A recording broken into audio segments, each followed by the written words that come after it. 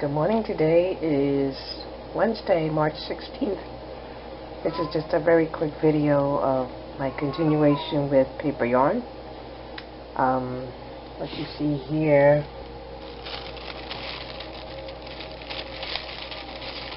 beautiful spring colors. Here's some crepe, old crepe that I had in my drawer, and now I'm testing like different types of paper to see how they work as a paper yarn. And I took it and applied some alcohol inks to it. So as soon as it dries, I will cut it, sew it, and prepare it to be spun. I really love this one. I was thinking that crepe paper, since it has a give, would work nicely, and maybe without it being sewn first. And maybe it will. I know that this paper in my drawer it's kind of old, and it's lost its elasticity, so I don't think it will work on this bunch, but maybe I will research into some new packs that I'll buy from the store. Okay, that's it.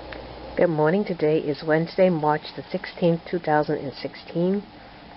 This is going to be the only video that I'm going to be able to make today because I'm just a little busy, but the next phase in my paper yarning, trying to make paper yarn, I wanted to experiment with crepe paper. So I had my stash, and I'm so thankful that you can go to your closet, so you can go to your drawer and just pull out a stash. You don't have to go to the store and you're always buying something new. Anyway, I had some crepe paper, and basically what I did, like certain colors do bleed, and they bleed off and create very beautiful variegated papers. So basically with this blue one, that's basically what I did. Actually, I think it's this paper here was white, and I placed this on a styrofoam plate, and then I placed the blue on top of it and sprinkled it with water, and the blue just bled off on the white. That's how strong a dye it is. But the problem is that this will dye everything if it gets wet. So that's just a problem. But these are just test papers. I just want to experiment. Others do not bleed. Basically what I did was I saturated each piece of paper in a plate and applied alcohol inks to them, and let the inks just spread out. And this paper, it originally was a light pink, and I applied some like olive green, orange, and like a magenta on it, and oh, the colors are so beautiful. It's like spring colors, so it's really beautiful. And I think this was more white with the blue dye. This had enough blue dye that I could take this and put it in a cup and dye it. So this was white. So this blue really has a very potent blue to it. I apologize, my battery is dying very quickly, and this is a white that I did the same thing. So this white and this pink are beautiful, beautiful spring colors. So this is going to be the most basic ingredient of trying to spin paper yarn. So other additions can be added into it, and just take it from there. So today, when I have time, because this is not priority, I'll be sewing these strips so that they're reinforced.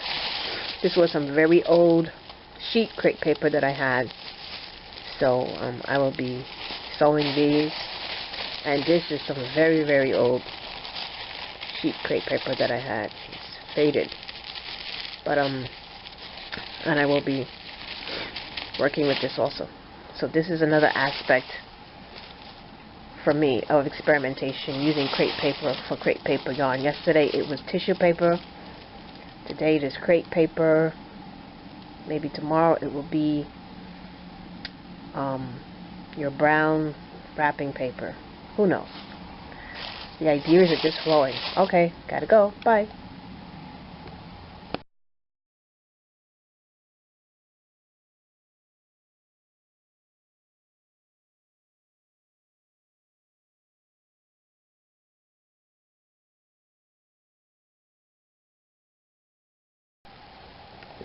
Good morning. Today is Monday, March the 21st, 2016. Next update in my experiments in paper and plastic. I finally finished this piece. This is all I had of these bags. The piece measures approximately maybe 8.5 by 11, the size of a piece of computer paper. I don't really know what to do with it. I guess I could make it into a clutch.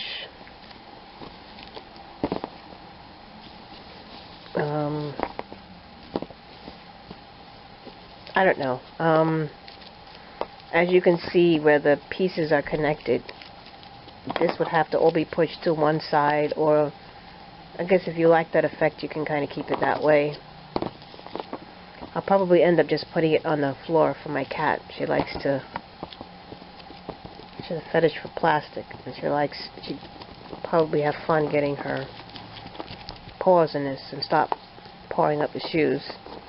But this is finished. It's quite sturdy. I can understand why they make sleeping mats. I don't know if it really would be that comfortable though, but I guess if you're making it in a bag that has one consistency, or you're using the same bag, you're not going to feel the lumps and bumps. But I don't think sleeping on this would actually be so comfortable the way I made it. Some bags have a thicker ply, some have a thinner ply. Okay, moving on. But this is, it's pretty in itself.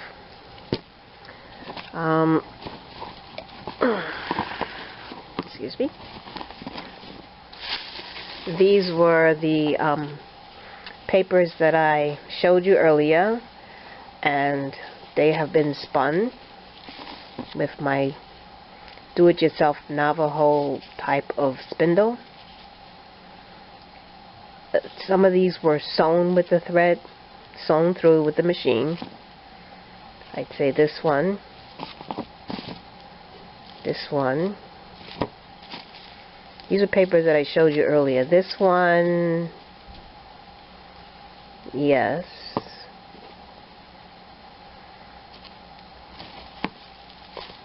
This blue one, yes.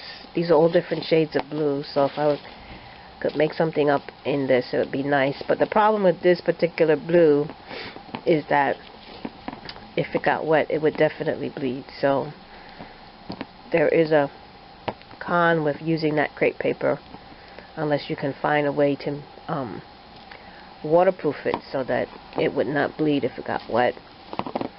And this one, which is quite pretty, this one was also sewn with the machine. And this one, which is really pretty,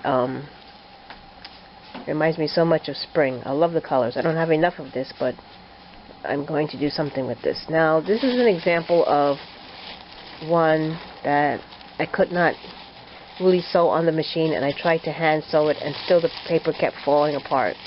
And where it fell apart, it just wouldn't spin, because the paper would lose the revolutions, or the turns, and it would loosen up again. So, a word to the wise: if your paper falls apart, separates in two, just like weak yarn, you're not going to be able to spin it. And last but not least, this is the excuse me, this is the packing paper, and this spun well. It's really kind of knobby, so I'll see how this turns out. My experiment so far, I think I'm leaning towards trying to see if I can do everything that someone that spins yarn with natural wool fibers can do with paper.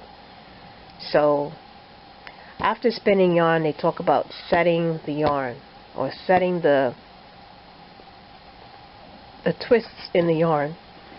And they do that by putting it in water or steaming it. So I'm going to see if, maybe not on this batch, or maybe on this one, to see if I can set paper yarn in a way, to set the twists in it, maybe by steaming it. And what else did I want to show you? Oh, this was the first batch that I did. I think it's in the first video, I don't know. And I just worked a circle. And the white was the thinnest yarn, paper yarn. And it's very soft, it's very flimsy. It's very soft. And the pink and the green and the blues, as you go up, they get thicker and thicker. So, you know, you can crochet with it. I am knitting with it. I just didn't finish the piece. I just wanted to show it to you once I finish the piece. I'm thinking something like this. Of course, these are just experimental pieces, but it's so soft, you know. But how would one make this harder? And what can you actually do with it? So I was thinking to place this over a bowl mold and see if I can harden it into shape. Maybe using my PC petrifier that I used in some other crafts to make this hard. To make it hard. I wonder if it would keep the shape. Or any other stiffener. You know, maybe a heavy coat of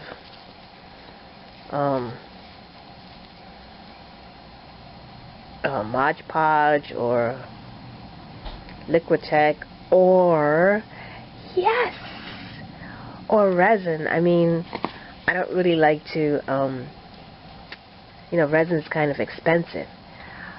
Oh, yes, resin on this. Yes, indeed. Oh my goodness. But it would have to be a better, I wouldn't waste it on this, but that's, yes, that's giving me good ideas. Okay. Okay, so as you can see, hopefully you can see, and this is in focus, but these are the things I'm working on. I've been using this Navajo type spinner, and I've gotten better at it.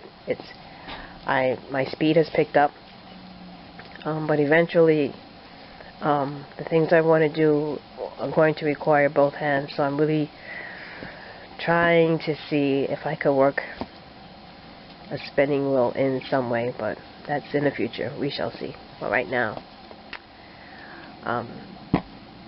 that's it. I did get 2 books and a yarn winder, and I will be giving a review on the books. I've gone through one, and it really is quite beautiful, and the other one I haven't gone through yet, but that's what's been doing so far. That's what I've been doing. And why is there lotion here? I will explain why there is lotion here. When you crochet with plastic, the plastic likes to stick to the crochet needle, and you find yourself really struggling. I mean, to make this, your hands really do get a workout. I was like, I don't know if I want to give my hands that much of a workout because the plastic was thick. But if you put a little bit of lotion on the needle, just a little bit, it makes the crocheting so much easier. So I learned that somewhere off of YouTube. So that makes it easier. So you just keep your lotion handy and let it be something that you enjoy, because by the time you finish making your project, it's going to smell like lotion. Okay, that's it for now. Hopefully I can come back later with the next. Yes, hello. Today is Thursday, March 31st, 2016. This was my experimentation with my paper yarn, and I wanted to see if I could harden it to make a bowl. Another use for paper yarn. And as you can see,